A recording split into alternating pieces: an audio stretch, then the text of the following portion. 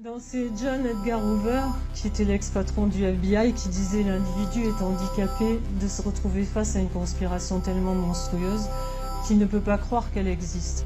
Parce qu'en fait, plus on avance dans ce genre d'enquête, plus on se rend compte que le monde dans lequel on vit n'a rien à voir avec le monde dans lequel on croit vivre, que c'est une collusion qui est entretenue, une espèce d'illusion entretenue par les gens qui les gouvernent, mais que l'éducation en fait est faite pour cacher le savoir, que le système de santé est fait pour créer des maladies, que les infos sont faites pour nous cacher la réalité, que les marchés financiers sont faits pour voler les richesses, que l'intégration c'est fait pour créer la désunion, et en fait rien n'est fait pour que l'humanité aille mieux.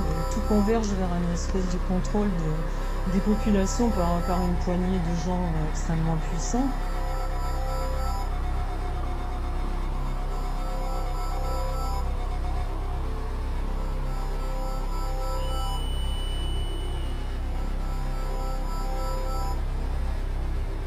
Ce qu'il faut comprendre, c'est que personne ne peut se substituer à notre universel cosmos. La lutte ne sera pas politique, la lutte ne sera pas syndicale, elle sera humaine et donc anti-politique, anti-syndicale. À un moment donné, dans l'histoire pathologique de la domination réalisée de la marchandise, on va plus simplement être dans la domination de la nature, mais on va être dans l'expurgation de la nature, dans l'aliénation à un point tel qu'on va tuer la nature.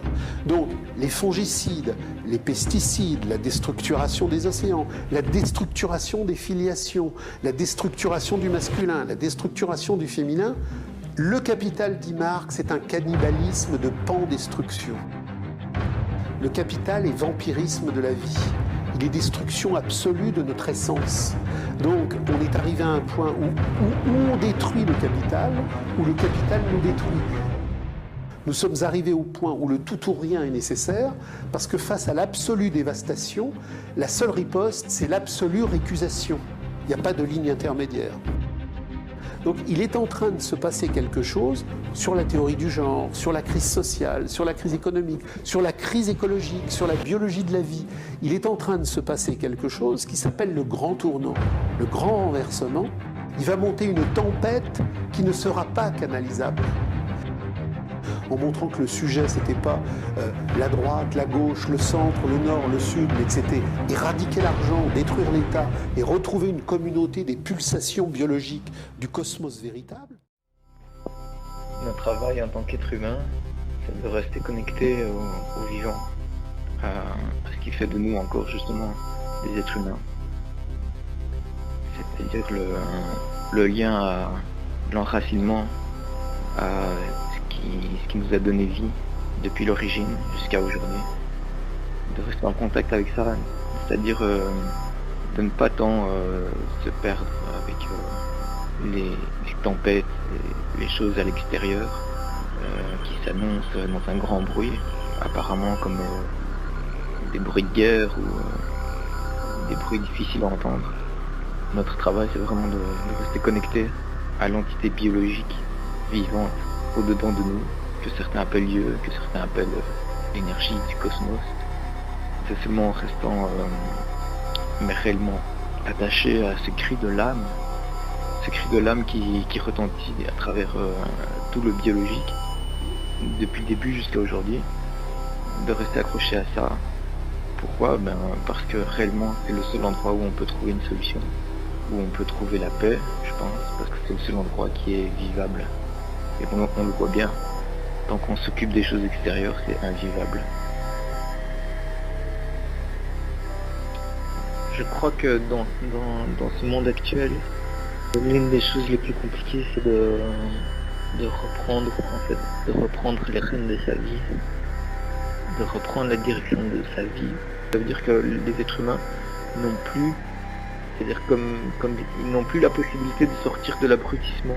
Et plus ça ira, et moins ils auront la possibilité de sortir de l'abrutissement. Je crois que c'est ça mon cri de l'intérieur que j'arrive pas à exprimer, je crois que c'est ça. Et c'est le même cri que peuvent avoir les animaux ou les végétaux c'est un cri silencieux en fait, qui est tellement silencieux et profond que ça fait mal à l'être. Ils sont dans une vulnérabilité totale dont on ne prend même pas conscience. tellement que pour nous c'est normal de tout détruire et de tout déconsidérer, de détériorer l'image qu'on a de ce qui est vivant, et de considérer que nous pouvons tout posséder, et les animaux, et les végétaux, ce qu'on appelle le pouvoir. Et les esclaves alors sont exactement comme les animaux et les végétaux, c'est-à-dire qu'ils deviennent infantilisés, c'est-à-dire que nous n'avons plus de rapport avec le réel, et donc des choses déracinées, des choses artificielles, et de plus en plus artificielles, et de plus en plus justement comme on disait, individualisées, de plus en plus atomisées, de plus en plus désacralisées. Et alors nous devenons nous aussi des choses exploitables, exploitées. Nous sommes déjà en plein pied dedans, dans un monde qui se referme sur lui-même, et où si l'homme ne prend pas des décisions maintenant, si l'homme ne se réveille pas maintenant, le piège va se refermer.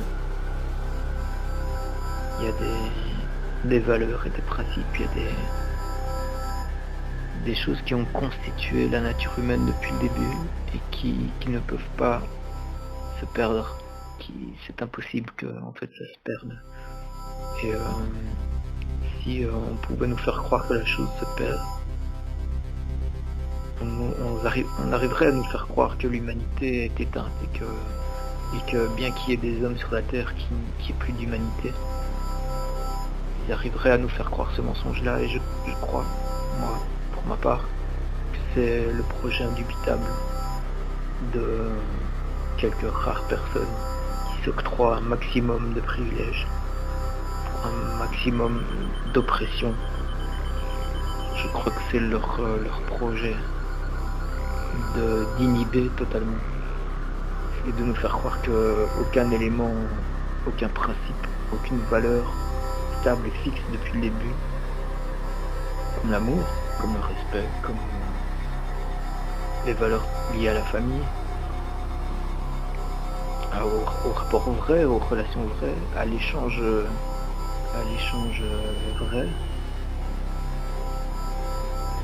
Et si on avait cette gratitude constamment à propos de tout et des moindres choses, l'argent tel qu'on le connaît aujourd'hui ne serait tout simplement pas possible.